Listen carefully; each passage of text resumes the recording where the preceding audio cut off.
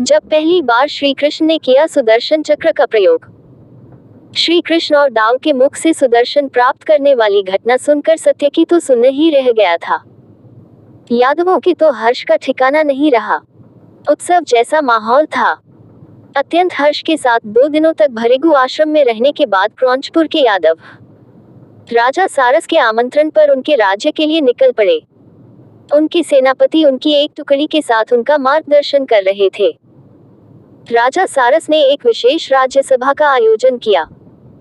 राजा सारस ने सभी अतिथियों को सालंकृत, सुशोभित छत्र और अश्वों सहित राजरक्ष उपहार में दिए थे। कृष्ण को अपने अश्व दारुक, श्याव्य, सुग्रीव, मेघपुष्प और बलाहक अश्वों की याद आ गई। रथों को देखकर उनको अपने गरुड़ध्वज रथ की भी याद आ गई। वहीं पर अब कृष्ण को लगने लगा था कि उनको मथुरा लौटना चाहिए। अब किसी भी प्रकार का भय नहीं रहा, क्योंकि अब सुदर्शन चक्र जो है, मुझे मथुरा लौटकर अपने बंधु बांधवों आदि की रक्षा करनी है। श्री कृष्ण ने वहां से विदा होने से पहले राजा सारस ने सहायता करने का वचन लिया। वहां से वे ताम्रवर्णी नदी पार कर घटप्रभा के तट पर आ गए। वहां एक सैन्य शिविर में सत्यकी के साथ मथुरा जाने की योजना बनाने लगे। यात्रा में आने वाली रुकावटों पर चर्चा करने लगे। इस महत्वपूर्ण मीटिंग में दक्षिण देश के चारों राज्यों के सेनापति भी शामिल थे। सभी अपनी अपनी राय रख रहे थे। श्री कृष्ण सभी की सुन रहे थे, लेकिन उनका मन तो सुदर्शन चक्र के मंत्र में ही खोया हुआ था। जब से उनको ये प्राप्त हुआ, तब से उनकी मानसिक दशा बदल चुकी थी। वे इसकी शक्ति, कार्यों और इसके उचित समय पर इस्तेमाल करने के बारे में सोचने लगे थे। अब उनकी दृष्टि दूर तक भविष्य में उड़ान भरने लगी थी। शक्ति का यह आभास देह, मन और काल से भी परे था। वे अब साधारण मानव नहीं थे। श्री कृष्ण सुदर्शन के बारे में सोच रहे थे। तभी गुप्तचर विभाग का एक प्रमुख हटे कट्टे नागरिक को पकड़कर उनके सामने ले आया।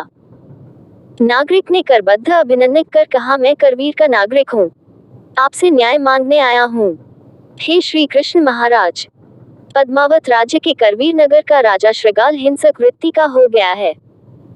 वह किसी की भी स्त्री, संपत्ति और भूमि को हड़प लेता है। कई नागरिक उसके इस स्वभाव से परेशान होकर राज्य छोड़ने पर मजबूर हैं। क्या मुझे भी राज्य छोड़ना पड़ेगा? श्री कृष्ण उठकर उसके समीप गए और उससे कहा, हे श्रेष्ठ, मैं किसी राज्य का राजा नहीं हूँ, न मैं किसी राज सिंहासन का स्वामी हूँ, फिर भी मैं तुम्हारी व्यथा समझ सकता हूँ। वह नागरिक श्री कृष्ण के चरणों में गिर पड़ा और सुरक्षा की भीख मांगने लगा। तब श्री कृष्ण ने सेनापति सत्यकी की ओर मुखातिब होकर कहा कि हम करवीर से होते हुए मथुरा जाएंगे। श्री कृष्ण और उनकी सेना करवीर की ओर चल पड़ी। पद्मावत राज्य के मांडलिक श्रृगाल का पंचगंगा के तट पर बसा करवीर नामक छोटा सा राज्य था। करवीर के दुर्ग पर यादवों की सेना ने हमला कर दिया। दुर्ग को तोड़कर सेना अंदर घुस गई। श्रृगाल और यादवों की सेना में घनघोर युद्ध हुआ। श्री कृष्ण राजप्रासाद तक पहुंच गए। ऊपर श्रृगाल खड़ा था और नीचे श्री कृष्ण। श्रृगाल ने चीखकर श्री कृष्ण को कहा, यह मल्लों की नगरी करवीर है, तू यहाँ से बचकर नहीं जा सकता, मैं ही यहाँ का सम्राट हूँ। तभी कृष्ण का मन मचल गया उस सुदर्शन चक्र का प्रयोग करने का। अब मौका था कि इसे आजमाया जाए। उन्होंने मंत्र बुदबुदाया और चमत्कार हुआ। उनकी तर्जनी अंगुली पर गरगर करने लगा था वह प्रलयनकारी चक्र और श्री कृष्ण ने सुदर्शन का पहला प्रक्षेपण कर दिया। पलक झपकने से पहले ही वह श्रृगाल का सिर धड़ से अलग कर पुनः अंगुली पर विराजमान हो गया। दोनों ओर की सेनाएं देखती रह गईं और चारों तरफ सन्नाटा छा गया। श्री कृष्ण को भी समझ में नहीं आया। सब कुछ इतनी तेजी से हुआ कि सभी अवाक रह गए। आश्चर्य के चक्र में रक्त की एक बूंद भी नहीं लगी हुई थी। करवीर नगरी अब श्रृगाल से मुक्त हो गई थी।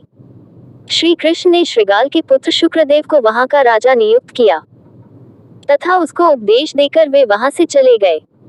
वहां के बाद कुंतल, अश्मक जनपदों को पीछे छोड़ते हुए यादवों की सेना ने विदर्भ में पड़ाव डाला।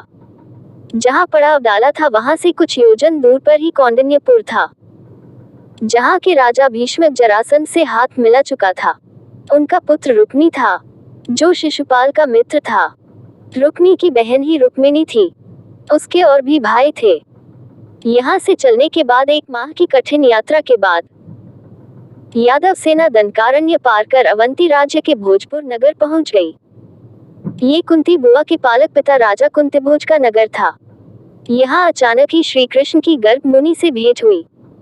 वे पश्चिम सागर तट पर स्थित जितंजय नगर के यवन राजा से मिलकर आ रहे थे। श्री कृष्ण के पास इसी नाम अजितंजय से एक धनुष भी था। दूर गांधार काबरा नदी के प्रदेश के लोगों को यवन कहा जाता था।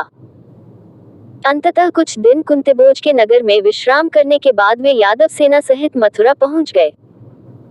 यहाँ महाराजा उग्रसेन, तात वसुदेव, भ्राता और अन्य विशिष्ट यादवों ने उनका स्वागत किया। श्री कृष्ण के मथुरा पहुंचने से पहले ही जरासंध पर उनकी विजय का समाचार भी पहुंच गया था। वहां उन्होंने वसुदेव को उनकी बहन कुंती और उनके पुत्र पांडवों की रक्षा का वचन दिया। यहीं रहकर उन्होंने विदर्भ राज्य की पुत्री रुक्मिणी का अपहरण कर उसके साथ विवाह भी किया।